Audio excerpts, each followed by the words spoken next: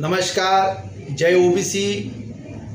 आज देवेंद्र फडणवीस यांचं सरकार पूर्णपणे ओबीसीला भूल देण्याचं काम करत आहे, ओबीसीच्या ताटात माती कालवण्याचा प्रयत्न करत आहे आणि त्यांच्या सत्तेत बसलेले जे आमचे ओबीसीचे नेते आहेत त्यांना माझी विनंती आहे, ओबीसीला आव्हान करण्यापेक्षा, आंदोलन करण्यापेक्षा आणि रस्त्यावर उतरण्यापेक्षा प्रथमतः तुमच्या सरकारला तुम्ही जाब विचारा आणि सरकारला जाब विचारून जर योग्य जाब देत नसेल, तुम्हाला जर उत्तर मिळत नसेल तर सरकारमधून तुम्ही प्रथमतः राजीनामा देऊन बाहेर पडा आणि सरकारमधून ज्या दिवशी तुम्ही बाहेर पडाल तेव्हा गावगाड्यातला ओबीसी हा तुम्हाला खांद्यावर उचलून घेईल, हा माझा शब्द आहे।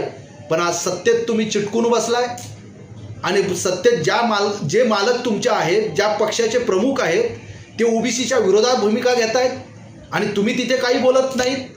मग गावगाड्यातल्या सर्वसामान्य ओबीसीनी भूमिका कोणती घ्यायची, त्यांनी विश्वास कोणावर ठेवायचा?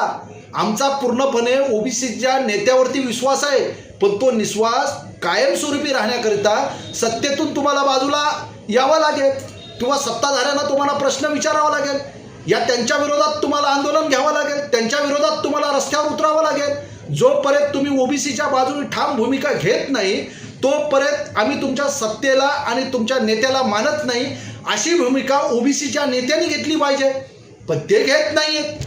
गावगाड्यातला ओबीसी वारंवार रस्त्यावर उतरतोय, झेंडे करतोय, घोषणा देतोय। ही परिस्थिती आज गावगाड्यातल्या ओबीसीच्या लक्षात आलेली आहे। म्हणून माझी पुन्हा एकदा विनंती आहे, जे सत्तेत बसलेले आमचे जे सर्व ओबीसी नेते आहेत, मग ते कोणत्या सेलचे असोत, त्यांनी प्रथमतः आपापल्या पक्षाला प्रश्न विचारा। जर तिथून योग्य उत्तर मिळत नसेल त्या पक्षाच्या ढोंगणावर लात मारा, त्या तुमच्या मालकाच्या ढोंगणावर लात मारा आणि पक्षातून बाहेर या। आम्ही तुमच्यासोबत खांद्याला खांदा देऊन काम करायला तयार आहोत।